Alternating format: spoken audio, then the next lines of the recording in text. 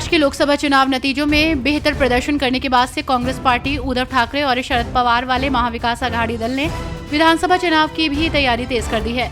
इस बीच महाराष्ट्र कांग्रेस के अध्यक्ष नाना पटोले ने कहा कि महाविकास आघाड़ी की सीट शेयरिंग को लेकर अभी तक कुछ भी फिक्स नहीं हुआ है।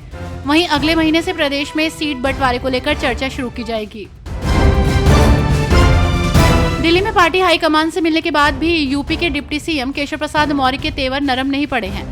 आपको बता दें कि यूपी में बीजेपी ओबीसी मोर्चा की बैठक में मौर्य ने एक बार फिर इशारों ही इशारों में सीएम योगी आदित्यनाथ पर निशाना साधा। उन्होंने कहा कि चुनाव हमेशा पार्टी ही लड़ती है और पार्टी ही जीतती है।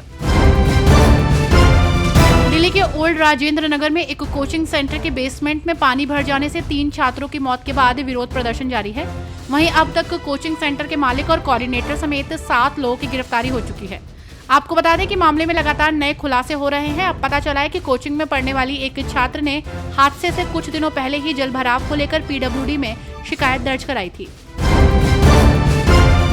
यूपी में विधानसभा सत्र शुरू होते समय मुख्यमंत्री योगी आदित्यनाथ और डिप्टी सीएम केशव प्रसाद मौर्य साथ साथ नजर आए थे।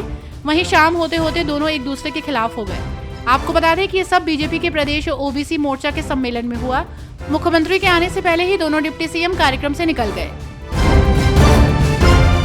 पश्चिम बंगाल के बीजेपी के सांसदों ने प्रधानमंत्री नरेंद्र मोदी से मुलाकात की है। तो वहीं मुलाकात के दौरान विकसित भारत के लिए विकसित बंगाल की जरूरत पर जोर दिया गया।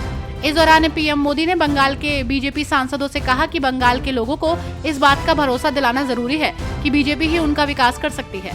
साथ ही उन्होंने कहा कि हम जल्द ही बंगाल की सत्ता में आएंगे।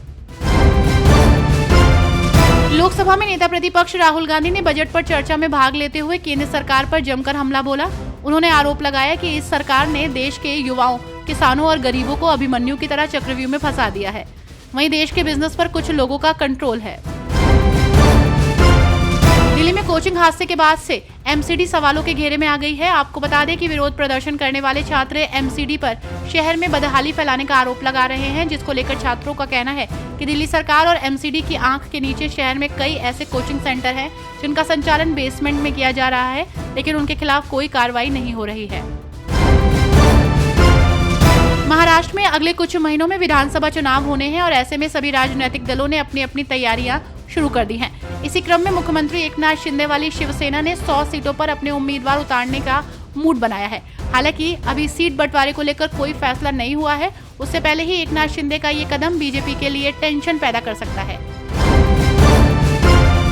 राहुल गांधी ने सदन में बजट पर चर्चा के दौरान सरकार को कई मुद्दों पर घेरा। राहुल ने कहा कि देश की 90% आबादी के जीवन से जुड़े सबसे महत्वपूर्ण मुद्दे पर ऐसी उपेक्षापूर्ण प्रतिक्रिया ने बीजेपी की मंशा, मानसिकता और नियत से पर्दा हटा दिया है। भाजपा को बता देना चाहता हूं कि हम हर कीमत पर जातिगत जनगणना को हकीकत बनाकर वंचितों को न्याय दिलाएंगे। तो वहीं इंडिया गठबंधन देश का एक्सरे सामने लाकर रहेगा। दिल्ली के old Rajendra Nagar coaching centre हादसे के बाद एमसीडी एक्शन मोड में आ गया है। आपको बता दें कि हादसे के बाद एमसीडी कमिश्नर ने कहा था कि जहां जहां अवैध बेसमेंट है उनका सर्वे करके कार्रवाई करेंगे, जिसको लेकर तमाम कोचिंग सेंटर पर कार्रवाई हुई है।